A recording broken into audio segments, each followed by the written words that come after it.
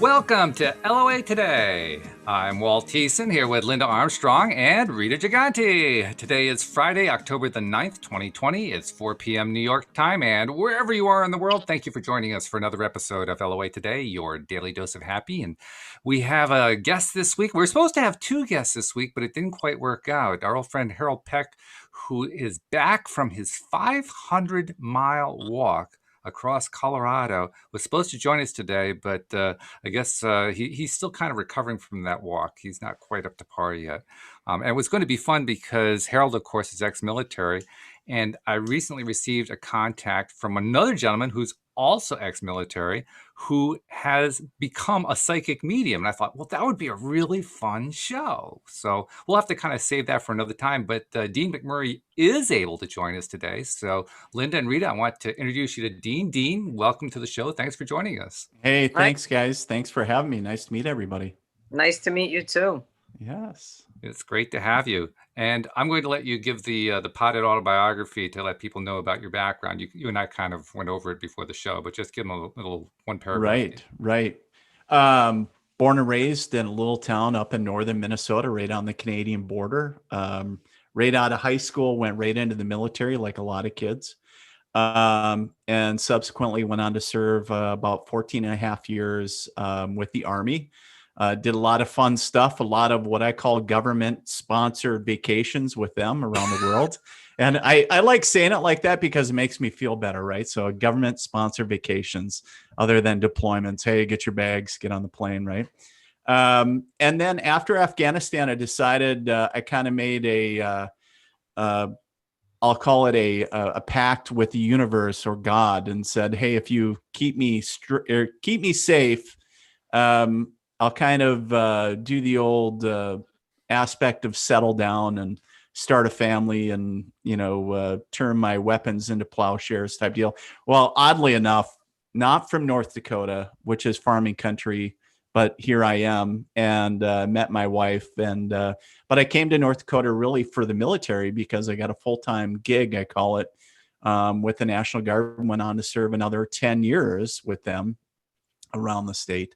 And so, ended up retiring about 7 years ago with 24 years. And which in itself doesn't, I guess in my book, doesn't make it really special. But the thing that I like sharing with it is prior to my awakening, I call it, was I was just the atypical guy, right? I was military, and if it couldn't be found in regulations or books, it didn't exist in my world. If you couldn't shoot it or blow it up or eat it or whatever, it didn't exist. And maybe the weirdest conversation I would have to that point was if my wife wanted to fuse a certain oil, be like, well, what kind of oil do you think we should do? I'd be like, I don't know. So about 3 years, I had about 3 years to go before my retirement. I had just returned from my deployment to Kosovo. And my youngest child, my son, was just born. And my grandmother came to visit me one evening real late. And a lot of people say, well, that's doesn't seem very crazy, but my grandmother passed when I was about 10. Now, for an atypical guy, putting all the pieces together, right? An atypical guy not believing in spiritual awareness and spirits and all that great stuff. And then all of a sudden having I almost call it a cataclysmic event that, was almost like the kick in the butt that I needed. Was, the 2x4 up alongside the head where she showed up. And it was just a knowing that she was there, that clear cognizance.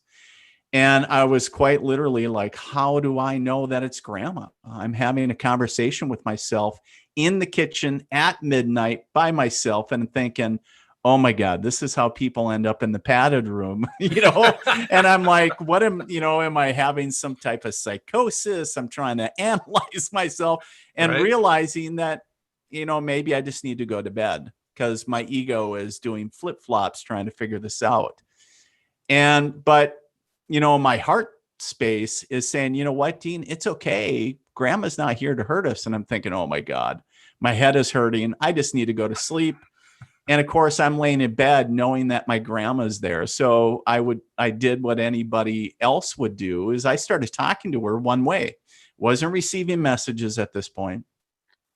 And of course, hey, grandma, how you doing? I love you. I miss you, all that typical normal stuff. But then my drunk friend, my ego, I call my ego my drunk friend, because the ego says, you're making it up. This is all BSing. You're just full of it. You're maybe a little scared. Let's put the logic to this so your small brain can figure out, right? That's what my ego is telling me. But right away, I said to myself, if she was really here, she would prove it. And as soon as those thoughts left my head, the room turned absolutely frigid. And like it was January in the Midwest, right? And I was like, holy crap, who did I make mad? And I was like, how do I stop it? And okay, turn it off. Right. But then what was so funny is I, of course, went back to that, logic place of, it's off peak power. The wife maybe has a fan on. I'm trying to analyze or put logic to these events that I have never experienced to this point. And, and then so simply my ego comes out and says, you know what, if she was really here, she would touch you. And that way there's no question what's going on. And as soon as, again, those thoughts left my head, it was a gentle yet firm pressure from the top of my head to the bottom of my feet, and quite literally pushed me into the bed. And I could feel, I could hear the springs compressing. And quite honestly, the 6-year-old little boy in me came out and was like, holy bejesus, what is going on? And I thought, I contacted the sixth seal, or broke the sixth seal to hell. And I was freaking out a little bit. And I basically told her, Grandma, I love you, but you got to go. Like, you need to go now. But as soon as I said that, it was like somebody snapped their fingers and everything, like it never happened. And I'm sitting up in bed, completely out of breath, covered in sweat, and going, holy bleep, bleep, bleep, what just happened? And my wife, who we had a newborn at the time, our daughter was about 5. She was snoring like she has never slept. I've never talked to a mom that has newborns that are completely out, but she was that evening. Just divine, situation. But, I'm waking her up going, there's somebody here. And she's thinking, oh my God, there's somebody breaking in.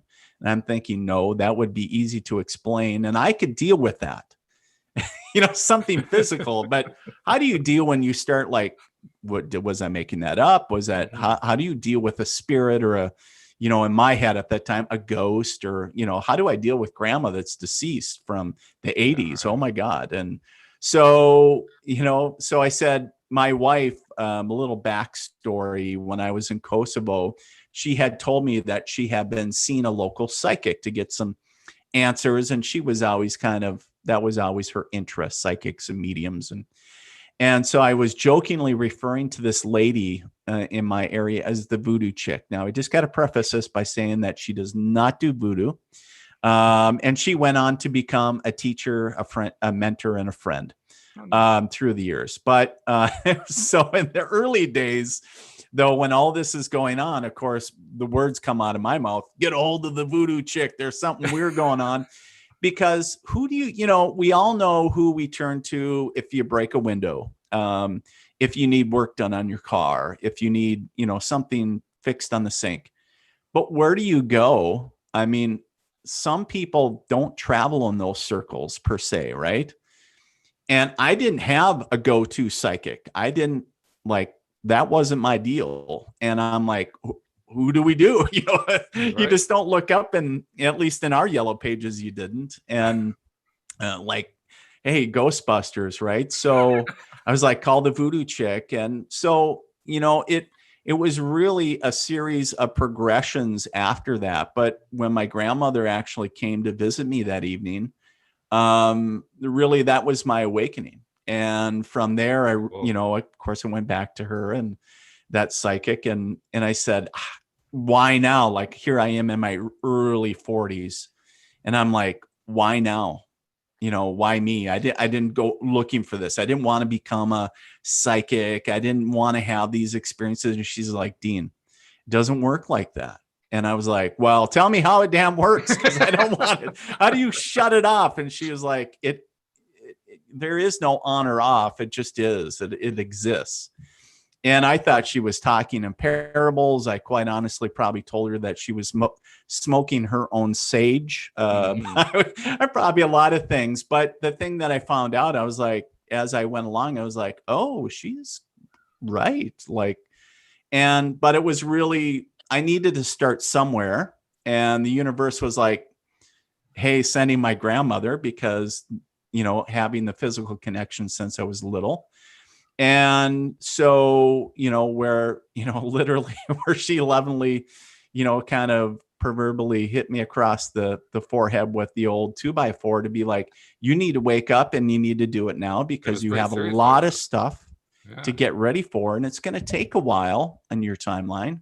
But I didn't realize that, because it was just like, kind of getting out of the car while it's going at 300 miles an hour, it felt like. So I got to interrupt. I got to ask Rita, because I don't know if we ever actually did this, Rita, but after Dean tells his story, I'm curious, is there anything similar to your story when you had your first psychic experience that you remember? As far as the mediumship goes, well, just anything that is similar. I mean, he had this really wild experience, and it kind of threw him. Yeah. Well, it was very, well, spirit knows me. I would have fucking ran like in the other direction if they didn't do it slowly with. So when I had the experience, I was already familiar, whereas Dean was not familiar with anything. I was already familiar with some of the stuff before it happened. And I was having experiences as a young child, but not knowing what those experiences really were. Yes. So it's kind of a little bit of a different, the one surprise was when I was able to speak to the other side, which for the longest time, that wasn't my ability. I called myself a psychic healer then. And then when that happened, I was just like stunned, but I wasn't afraid, because I understood and I knew what was happening. Yes. So, that's, I think there's the difference. Like Dean has no reference, like he's explaining his story with no reference. So that would scare the shit out of anybody. Yeah. For me, I had reference, so, it was a little bit easier. Dean, I give you a ton of credit, man. That's like, especially coming from the left side of the brain that you come from, and being in the army, and yes, everything is physical. You know how to deal with the physical. You would have preferred maybe somebody broke it. Right. Yeah, I would have actually.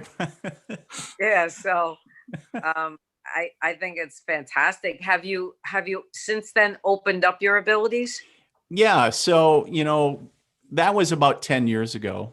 And then, it was just a normal, like following the rabbit hole. Right. And then going to classes, and just kind of, it was an insatiable appetite that just developed itself. And once I really kind of said, well, if I'm really a medium, what does that mean for Dean McMurray? Like, I knew, of course, everybody knew the name James Van Praagh and John Edwards. It was before Teresa Caputo and the others that are on TV. But I was like, I know what it means for them. I've read the books.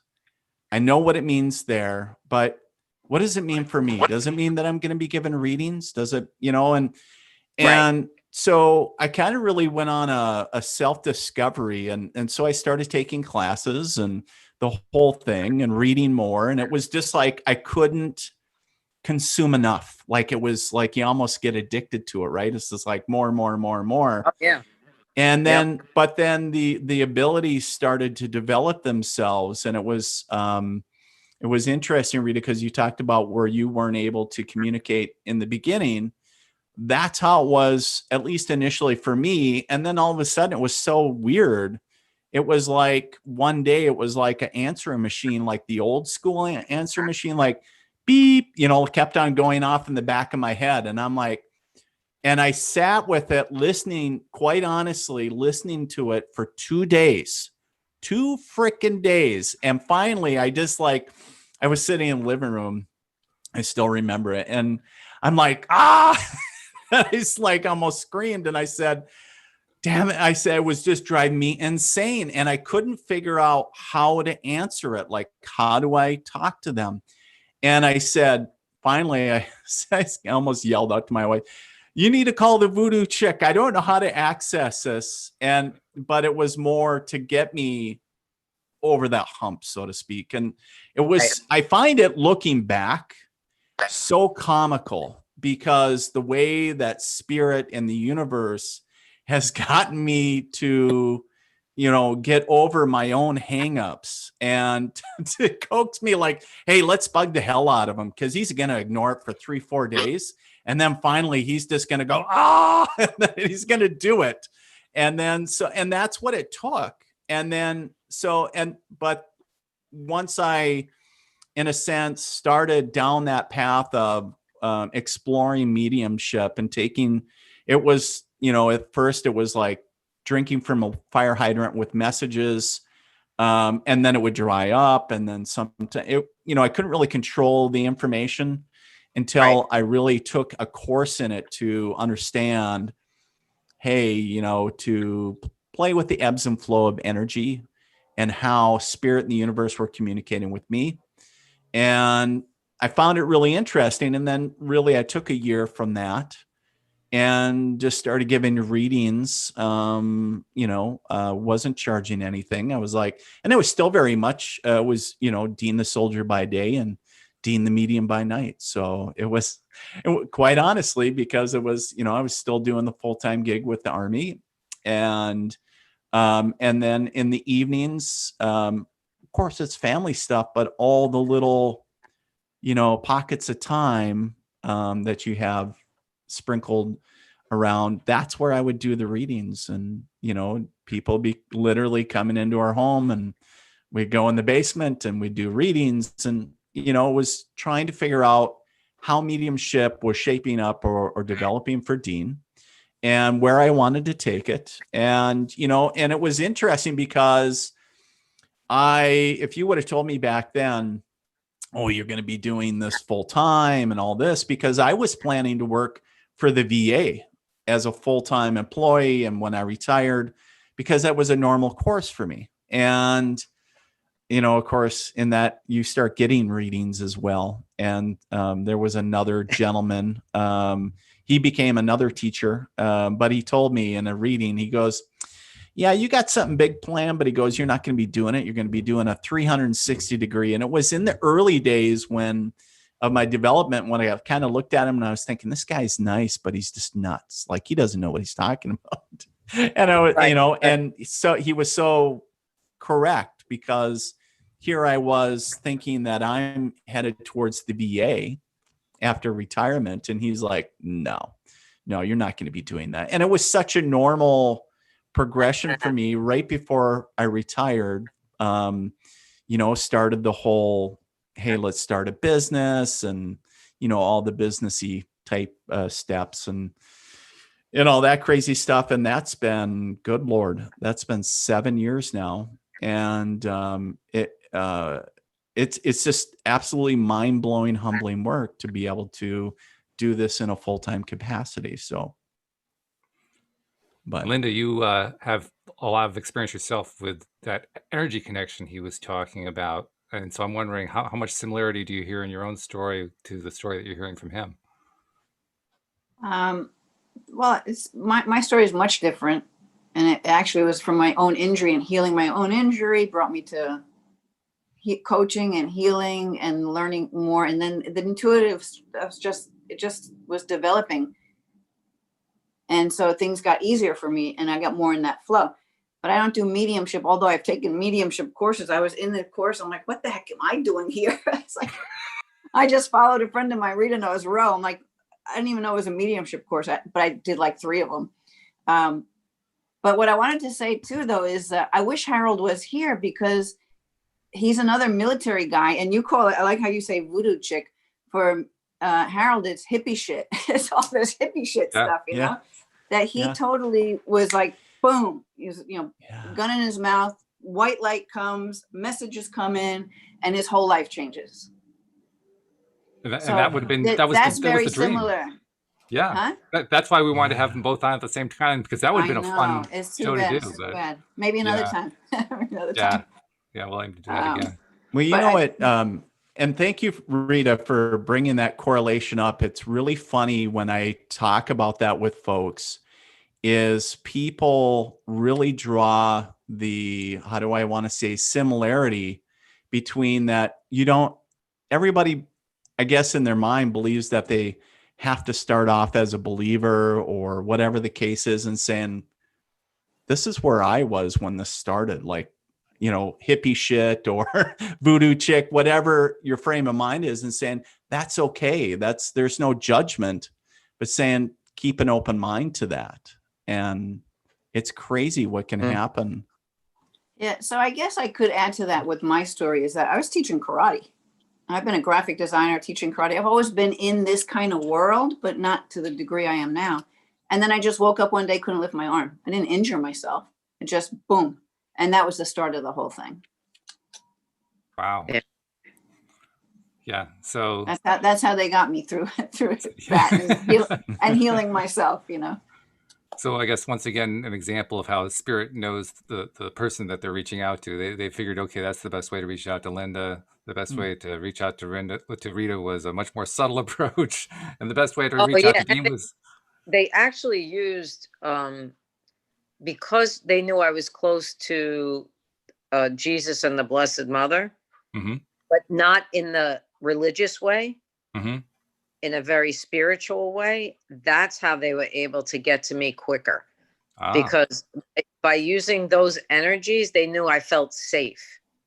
If they did to me what they did to Dean, forget it. It would have never worked. It would have never worked. So I've had things happen after I became comfortable with it, but they know and spirit does know exactly how to get to you. Right. They really do. Which is cool and a bit reassuring, just in case something like that happens to me. It'd be nice to know it's going to come in a way I can handle.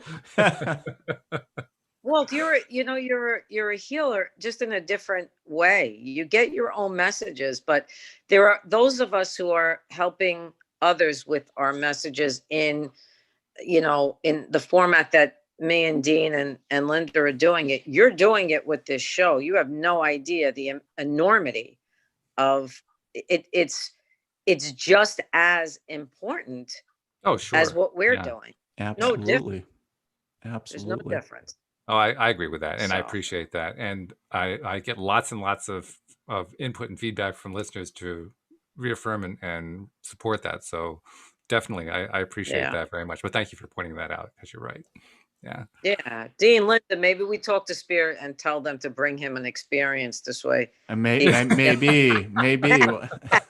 We'll have to sit down and do a little powwow and see how they can. Right? Yeah.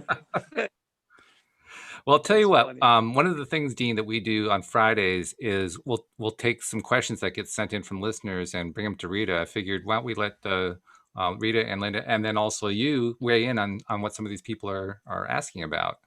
Just one or two, and see how it goes, if you're up for it. Yeah, sure. Sounds great. So this one is from... This is a spiritual threesome. Yes, that's right. Absolutely. Just to be clear.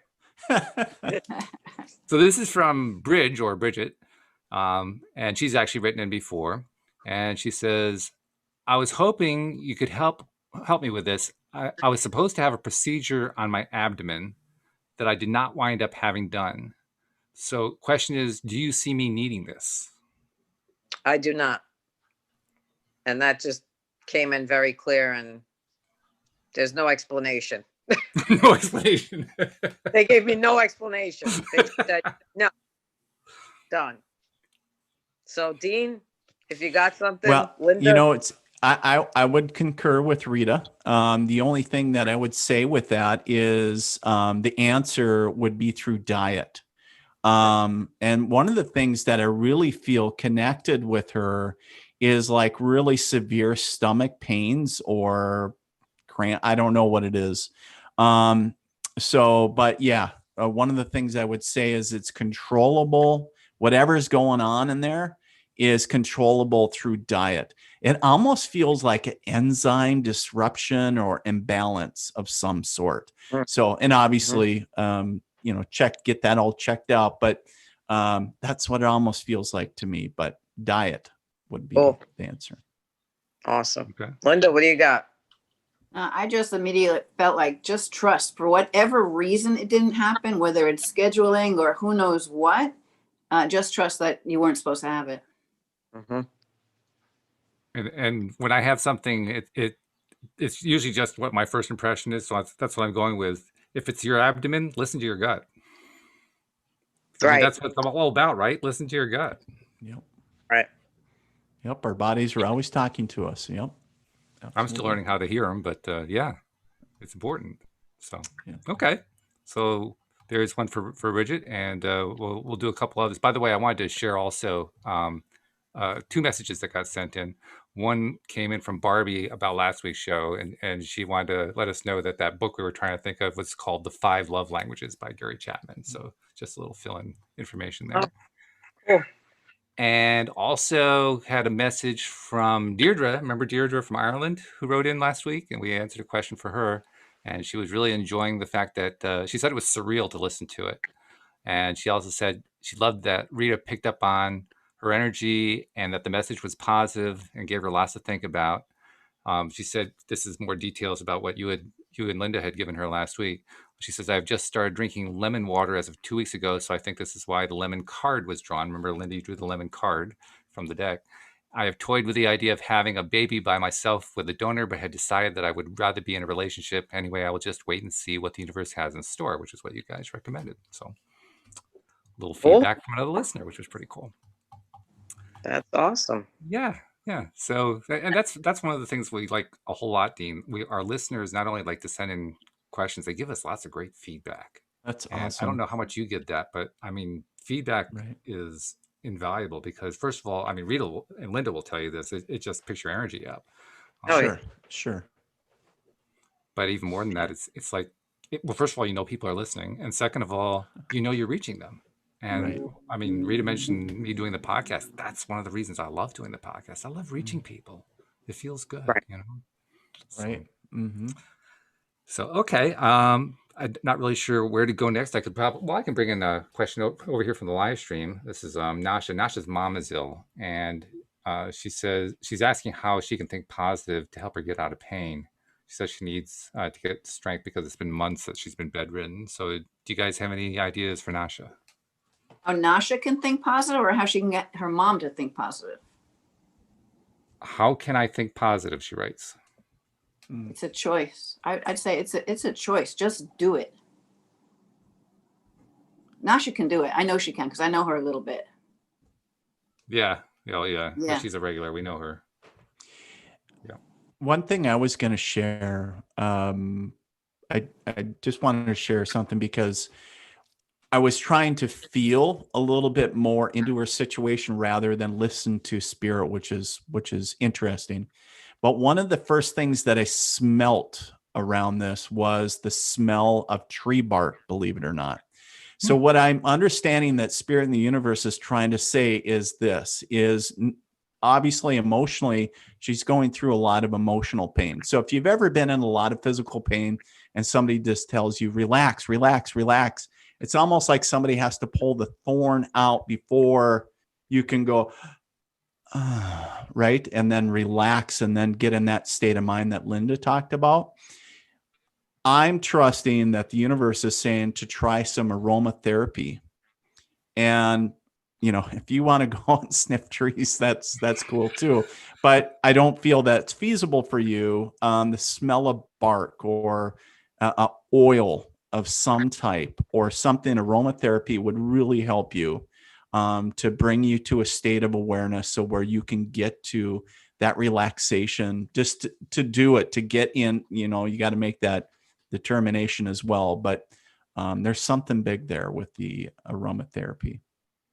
So. Okay. Rita, did you have anything for Nasha?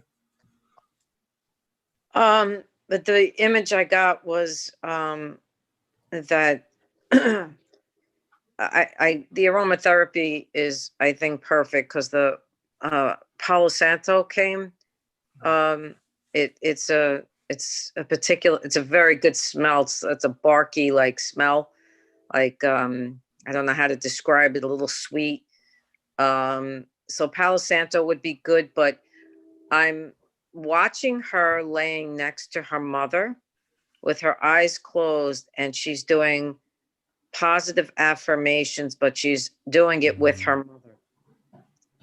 Like as she's saying it, the mother is saying it. As she's saying it, the mother is saying it. And it starts to begin to, I'm watching like a swirl of white light around them.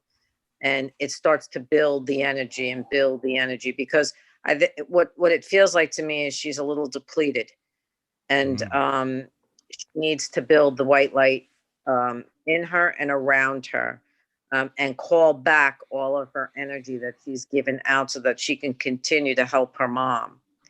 And that's part of it. So I don't know, this was a visual for me. So I'm just telling you what the visual was.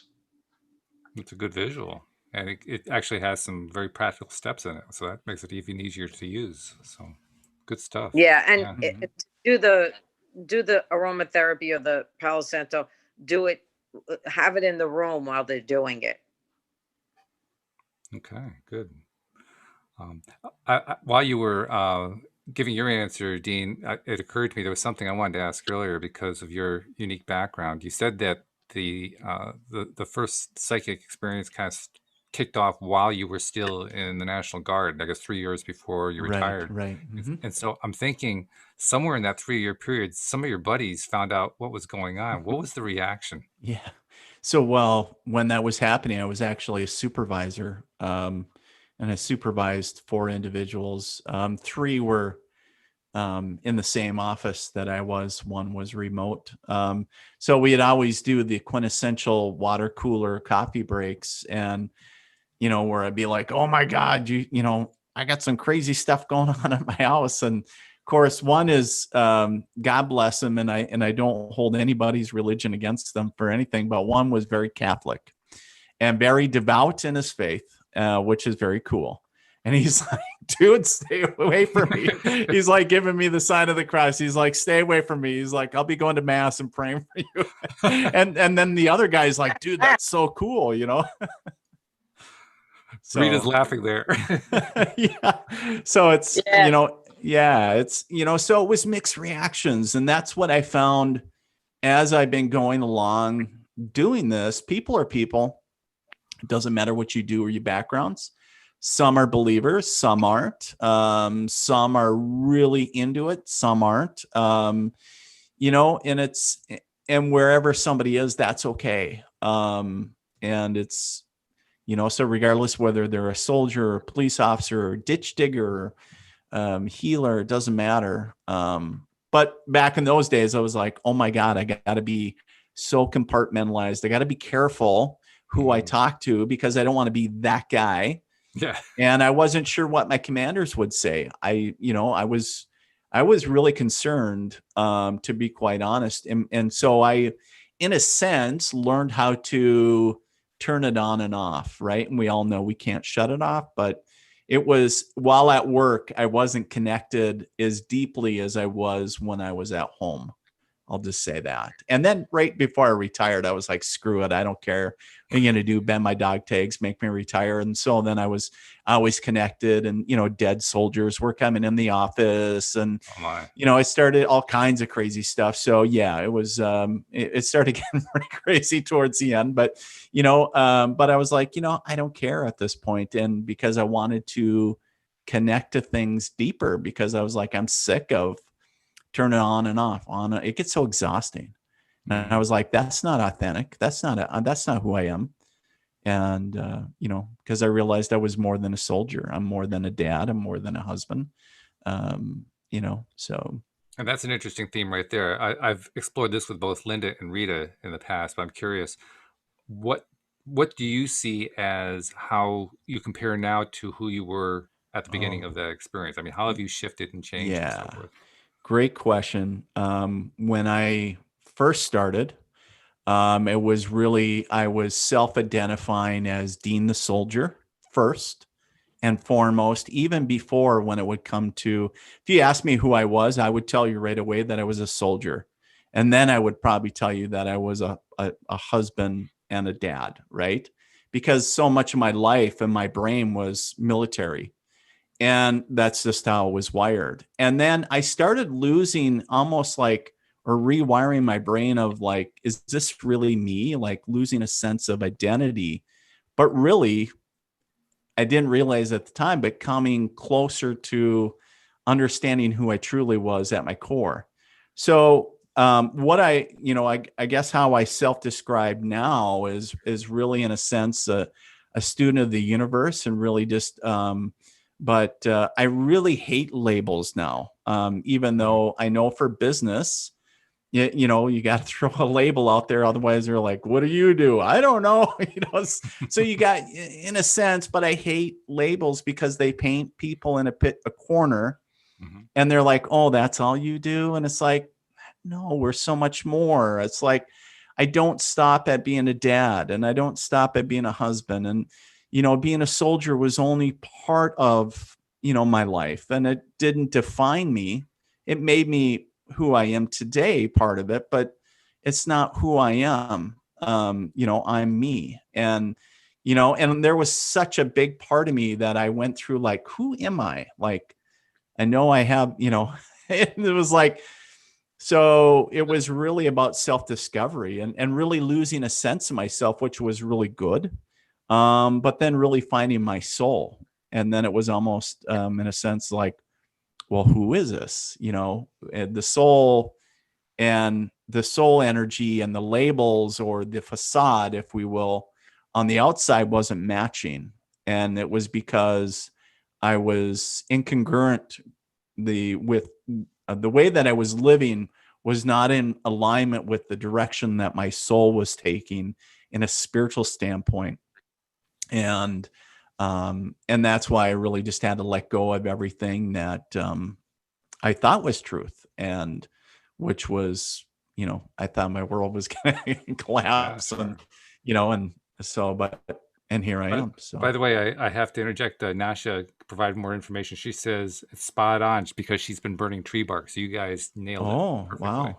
Yeah, Okay, there you go. exactly Cool. what was going on. Cool.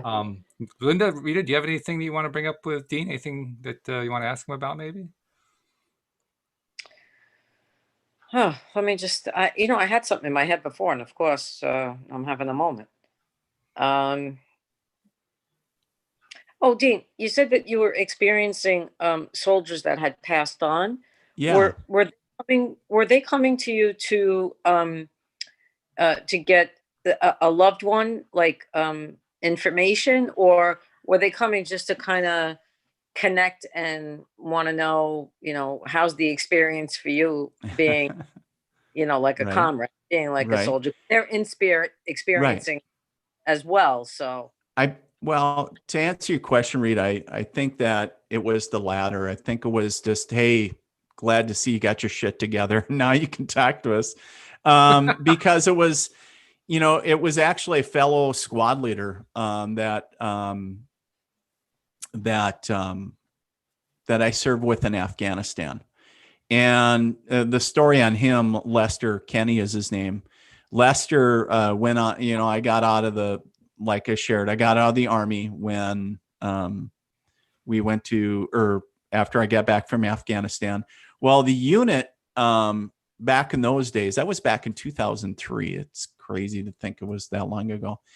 Only were back in the States for a few months. Then they went to Iraq. And so if you got to remember, this was shortly after the ground war in Iraq. And so, but unfortunately, I don't even think he was a month in country. And him and a few other soldiers were killed by an IED. And because part of their job was, route reconnaissance and clearing IEDs and all that great stuff. And I was always keeping in touch with the guys back at Fort Bragg and all that. And of course, one of the calls back, a soldier that I used to supervise said, "Yeah, we lost, Sergeant Kenny." And I said, "Well, that's not funny. We don't joke about that." And he goes, "No, really, seriously." And then we talked about how he passed, and I was just stunned. I was like, "Holy crap!" And it just kind of set me back. And then, of course, I didn't really think about his passing until, like I shared, like right before I retired. He was physically manifested, which is a crazy thing. And he was showing up in desert camouflage, the old DCUs, if anybody knows uniforms. But and I had to do a double take, like, because by this time, spirits were starting to show up in my home and just randomness, and it was starting to the craziness started becoming normal. It was a new normal. And so I did a double take, like, holy shit, what are you doing? Like, you see an old friend, like, dude, what are you doing here? I haven't seen you in years, right? And it was like, and I was like, what do you want? And it was this, like, he disappeared. And so then I Googled him and went, there's a memorial page and I looked because I was like, why is he showing up? Because he didn't say anything. And I believe it was to the day that he passed. And of course, I got goosebumps from head to toe. And I was like, holy shit, that's just crazy. And I was like, okay, I got you. I see and validate you. And I was like, it's good to see you, just kind of that speaking in my head. And so it was really just saying, hey, finally I get to visit with you one more time and see you, kind of like, hey, it's good to see you, like visiting old buddies, right? And so it really, yeah. And so it really kind of rocked me back. I sat there for a little while and I was like, wow, like that. It was, and I had connected to loved ones prior to that, like, my grandmother and my dad's mom and aunts and uncles. But then that really just came out of left field. And I was just like sitting there stunned. And because it's one thing to connect to somebody else's loved one, like you can almost stay empathetically neutral, right? And it's just like, but when you connect to something so visceral for you, that's emotional, I was sitting there just almost a little numb. I was like, okay, yeah, I haven't thought about him in years. And it was like, all right, I got you. All right, yeah. Good to see you, buddy. So, yeah, so it was really cool. It was really cool to have him stop in at work and say hi. So, yeah. Walt, I don't know if you noticed, but Amy had a question in the chat. I do notice it. Yeah, I was going to bring it up for everybody, I think. She said she does annual testing to stay up on her health. And this week the results came back, and I guess she's going to get another test. She says, I know that I am not sick, but there is a little bit of doubt. So she wants to ask if spirit feels any illness in her. What test did she take? Doesn't say specifically. Just She's annual testing. She's typing. She's typing. Okay. Yeah. Is she on the live stream? Yeah. Can you see her? Breast ultrasound. Yeah, she's right here. Breast ultrasound is what she says. Breast ultrasound. Oh.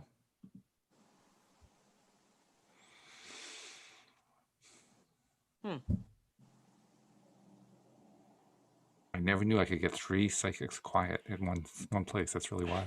I'm sorry. Best is the other one. I would ask Amy, I guess my first question to Amy would be, have you had a previous surgery or injury or something there? Because I'm trying to understand what I'm feeling, and I almost want to say like it's scar tissue. So I don't know if there's something previous there. Amy can unmute, right? I think she can. Well, I can unmute her if she can't. Let me see. I can. There's Amy. Oh, yep, she's unmuted. There's Amy. Here she is. Hi there, Amy. Hi, how are y'all? Thanks for joining us on the show. So I'll just let you answer the questions that they're raising directly. So the Yes. first question for you, Amy, was there a previous operation in that area, or was there an injury? So there was a biopsy a long time ago. Okay. Yeah. Okay. So I wouldn't think that there would be scar tissue associated with that, but it's interesting because that's almost what it kind of feels like to me. But I'm seeing it as emotional. I'm not seeing it as a physical thing. Because when I'm looking at it, it's it feels like it hasn't hit physically in the way I'm feeling it. So so it looks a little kind of like what Dean said. It looks almost like whitish, and it's got like a little bit of a tail to it, but it doesn't. But that's something that is not a physical. I'm not seeing physical. You know what I mean? Okay. My sister had passed away of breast cancer. Okay, I have to talk. What the- I was going to Linda has ask you. arrived. I was going to ask you, did you have anyone in your family who's passed from breast cancer? Yes. Okay, because I know for myself, my sister passed from breast cancer, and I had started feeling something or having something going on. And another friend who Rita knows, another psychic friend, I connected with her, and she said, it's you finding a way to be connected to her. Oh. So I don't know if that resonates with you, but I am getting like goosebumps over this whole thing, that it may not necessarily be you manifesting Right. this within you, but it's more like a connection, like feeling connected to that sibling. So, you want to uncreate and destroy everything that would create that within you to be able to have that connection with her. And go That see would- one of these psychics instead to talk to her. No, that explains why it feels emotional to me, Right. Yeah. physical. Okay. So that's Linda. So- That's perfect. And I have to say, once that was brought to my awareness, I could feel it. I'm like, oh, okay. It made sense. It made sense to me. And it was my truth, because I don't have anything going on with my breasts. Mm. Right. Yeah. But everybody is like overly careful when, Of course. yeah. They should be. That you want people that are doing their job. right. Yeah. Right. But then- Absolutely. Another side of that too is because there's a lot of breast cancer in my family. I don't know if you ever had the test done to see if there's anything that is within the genes that would create this. I don't believe in that anyway, but that's that thinking out there. So I know a I lot get of that my stuck in my head. aunts, cousins, they've had it, but it wasn't something that would be hereditary, because they don't carry the gene for it. Right. Mm, I don't carry the gene for it. My sister didn't carry it. My aunts don't carry it. mhm. So that might give you peace of mind. Maybe, I don't know if you've done that kind of a testing before. I haven't yet, but I almost didn't want to, because if I do have the gene for it, then I'm going to be worried about it. And I'm already doing everything that I can to. Okay. So To just be keep healed. declaring, because we create our own reality. Mhm. So, Right. maybe you can hop on the bandwagon of, oh, I'm just feeling my sister. And let that be your new belief. It's not mine. It's somebody, like, who does this belong to? Oh, this is my connection with my sister. Or whoever it was. Yeah. Does this resonate with you, Amy? Does this actually make sense? Yeah, it does. It is. Oops. But I Amy's feel like frozen. I have any kind of illness. I feel so good. And then Trust I it. go to the medical community, and then they're like, oh, well, wait, you have to do this and you have to do this, because everybody No, else no. wants you to do the test. Evil. Sign of the cross. I'm from Linda. not against the Right. medical, but they want to just prove everything medically, and it's not. Right. I mean, I wound up, Right. especially spiritual awakening, stuff turns on. Like, I even went to the ER just not to be stupid about it, but I knew it was nothing that I had going on really physically. I knew it was part of my awakening, but I Mhm. did get confirmation by going there, and I gave my family peace of mind, Okay. Spirit often tells me when people are going for tests, they say to me, have them go because it will ease their anxiety to know that the tests are negative. Instead of thinking, could it be? I'm not sure. That just brings anxiety. So Right. just Mhm. done. Don't don't make yourself crazy about it. And then you can throw a party after. Yeah, and really trust what you know, because you know more than anybody. You have to find that trust within Yeah. yourself of what you know to be your truth. Yeah. It's just Right. the next test. I don't want to do the next test at all, Don't do it. but I may have Okay. to. Well, it's complicated. I don't get Yeah, to do what keep feels my. right for you. Do what feels right for you. Just do what feels Okay. right. You're right. That's true. Thank you. Sure. You're welcome. Yeah, that's where listening to what's going on inside is probably the best thing. I mean, no matter what kind of psychic skills we have, or in my case, I feel like I have very little of them. It doesn't matter. I can still listen inside. It's not like I have to have a special ability for that, you know? Right. So It's listen your inside. birthright. It's you. It's you. It's owning you by Mhm. trusting what you know. Yeah, we all have that ability, which is good. It's harder for some, and I can attest to this, and I understand it. It's harder for some to come to that when they've grown up in a family that there was no trust. Mm, So then they don't know if what they're feeling is really what they can trust because they yeah. never had someone Right. at a young age to trust, you know. So I've had to work through that piece in this lifetime and realize that even though it was like that as a child, I still could learn to trust me because I was my own autonomy. Like I was my own person, regardless of who gave birth to me or who was involved with me. I could still feel that. So it just for people to understand that um, it can be hard for someone who's not been able to trust their father or their mother or whoever it is in their life at a young age to then have to build that trust within yourself. Mm. I think all of us can kind of appreciate that on some level, because I mean, not that I had that kind of a trust issue in my family, but just for myself, transitioning from a total disbeliever into, oh my God, what's going on here? That in and itself is a trust journey. It's learning to trust this thing that feels good inside, but goes completely against everything that I had previously believed. Now I have to unlearn all this stuff that I learned over the course of, at that point, what, about 45, 50 years, something like that. I mean, that's a lot of unlearning to do, you know? Yeah. So, yeah, Yeah. it can be anybody. Anybody can have trust issues. I honestly think the reason that I've been doing the show so long, that I have such great people like you to do the show with, and that so many people are tuning in, more and more people are tuning in, is because we're all learning how to trust. I mean, that's really the bottom Mm. line of learning how all this stuff works, is learning to trust the process, learning to trust what we're feeling, learning to trust that the law of attraction works, learning to trust energy, learning to trust all of it. That's a lot of trust to learn about. Right.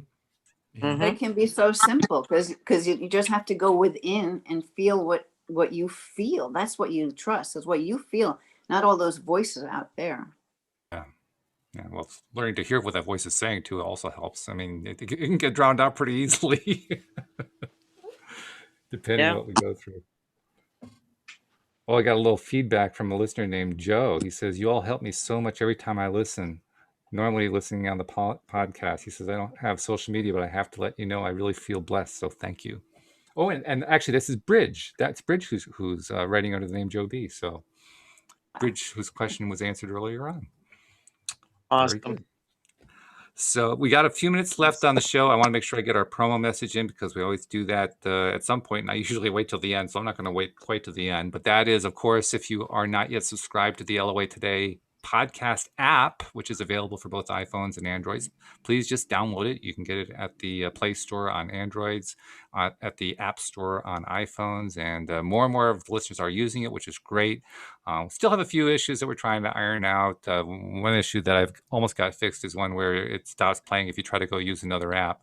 That one's about ready to get fixed, I think. But thanks to everybody who've been using it. And please share the app with more people because that's the easy way for more people to find out about the podcast. And plus, you get the goodies package. I mean, you got Linda's High Vibe Living video course in there, among other things. So take advantage of that. And before we go, I just wanted to give each of you ladies a chance. Anything more you wanted to ask Dean about while we still have him here? Because it's been a great visit, but it's coming to an end. Well, let's ask Dean how people get a hold of him. That's a good That's question. a good idea. Dean, how do people get Or you can go to the website at www.themilitarymedium.com or deanmcmurray.com. So just check out the Military Medium and it'll pop up. So, and then of course on Awesome. Facebook, the Military Medium, I'm on Twitter too, but I'm not as active. I'm more active on Facebook. And then, and then also on iTunes, if you want to check out the Red, White, News show as well. So you can do that as well. So on several channels, but Very good. I'm not sure when Chief Harold Peck is going to be able to join us. Maybe perhaps next week. We don't know. But if possible, I'm going to try to coordinate a time for the two of you to be on together. That was the plan for today, and it kind of fell apart because he couldn't that'd be make it. fun. I thought it'd be great to have two military guys talking about their hippie shit experiences together. That would be just hippie shit, great. right. Dean, it was really a pleasure, hon. Oh, Pleasure. thank you so much, Rita and Linda. Thank you guys for, it was just really fun to get to know you guys, and Walt, of course. Thanks for having me on the show. But yeah, it was really fun today. So thank you. You're welcome. And any last stuff before we sign off? Otherwise, we'll finish it up. Linda, Rita, got anything? Well, Not good. really? Okay, I guess we're good. So, Dean, thank you once again for joining us. It has been wonderful. This has been interesting, too, having this third psychic voice in answering the questions of listeners and so forth. I mean, Yeah, that was great. yeah, especially like when you were working with Amy's question, you guys were working it together. Like, Dean picked up the first piece, then Rita picked up a piece, and Linda said, "Oh, wait, I got it." And she pieced the whole thing together. I mean, it was great. It was like Yeah. teamwork. It was wonderful. Linda, I gotta talk. Okay. I got to talk. Takes a village. All right. That's right. So that was really cool. Know what I would say to everybody too, though? Let's just keep sending the love, because the planet, Yeah. everybody on it, we need it. Let's just keep sending out that love. I love that. Love that. I love it. I agree too. By the way, also listeners know about the Odyssey that's been going on with my cat Joy. He's doing much better. Thank you to everybody who have been Yay. sending their prayers and their good wishes and wishes for him to eat today. I'll just give you the little update today. He got up. He was able to eat cat food on his own. He got around the house. He hasn't had to have any painkillers. He was asking to go outside. He's pretty much his old self again. So, you That's guys really awesome. helped a lot. Thank you to everybody for doing that. So thank you guys. Thank you to our live streamers. Thank you especially to our podcast listeners as well. And we will see you all next time here on LOA Today. Goodbye, everybody.